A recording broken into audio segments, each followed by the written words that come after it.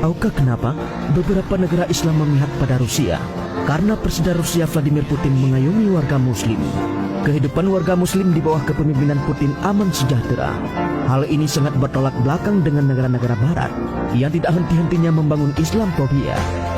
Mereka memberi label kepada umat Islam sebagai teroris yang berbahaya, sehingga terjadi tindakan kekerasan terhadap warga Muslim di Eropa dan Amerika Serikat.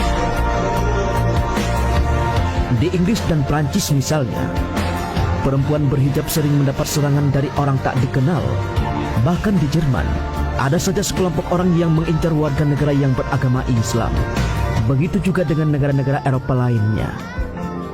Di Rusia, warga Muslim bebas menjalankan ibadahnya. Mereka memiliki hak dan kewajiban yang sama dengan warga Rusia beragama lain. Bagi Putin, tidak ada larangan untuk warga Muslim selama mereka patuh pada peraturan. Kebebasan mereka dijamin dalam undang-undang. Sebagai contoh adalah Chechnya dan Tatarstan, negara bagian yang memiliki penduduk mayoritas beragama Islam. Bahkan masjid terbesar di Eropa ada di sini. Masjid ini diberi nama Masjid Prophet Muhammad yang diresmikan pada tahun 2019 yang lalu. Vladimir Putin memang salah satu figur paling fenomenal di dunia. Bagaimana tidak?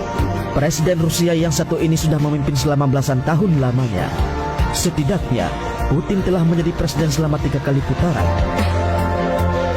Masa pemerintahannya, ia dikenal sebagai sosok yang berhasil mengembalikan kekuatan ekonomi di negaranya. Pria yang lahir 7 Oktober 1952 ini juga kembali memimpin Rusia hingga saat ini. Meski terpilihnya Putin banyak membuahkan tudingan miring, namun masyarakat Rusia sudah menikmati hasil kerja nyatanya, terlebih dalam hal ekonomi negara. Untuk lebih jelasnya, berikut adalah jasa-jasa Putin selama masa kerjanya mulai dari wakil Perdana Menteri hingga menjadi presiden. Menyelidiki dan membongkar sejumlah kasus keuangan selama ia menjadi wakil Perdana Menteri. Rusia pernah menjadi negara dengan perekonomian terburuk karena adanya campur tangan pihak asing. Dijelaskan dalam buku Globalization and its Discontent, ekonom Amerika Serikat Joseph A. Stiglitz, bahwa Rusia merupakan korban resep ekonomi IMF. Sedang IMF dianggap memberikan solusi paling salah dalam perbaikan ekonomi. Kondisi buruk perekonomian Rusia terus berlangsung hingga tahun 1998. Pada tahun tersebut, pemerintah bahkan menyatakan tak lagi mampu membayar uang-uang luar negeri. Kondisi ekonomi Rusia baru menemukan titik terang pada tahun 1999, tahun yang sama sejak Vladimir Putin diangkat menjadi wakil pertama Perdana Menteri.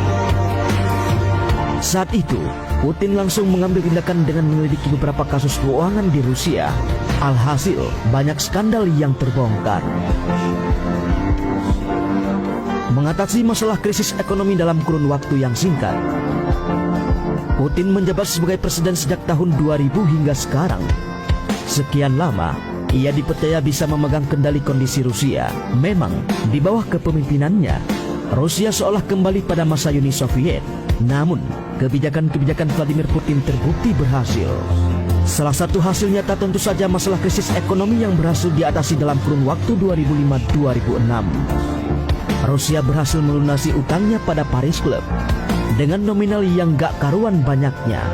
Padahal, Rusia merupakan salah satu negara yang memiliki utang terbesar. Jika diperkirakan, total utang Rusia senilai 15 miliar US dollar.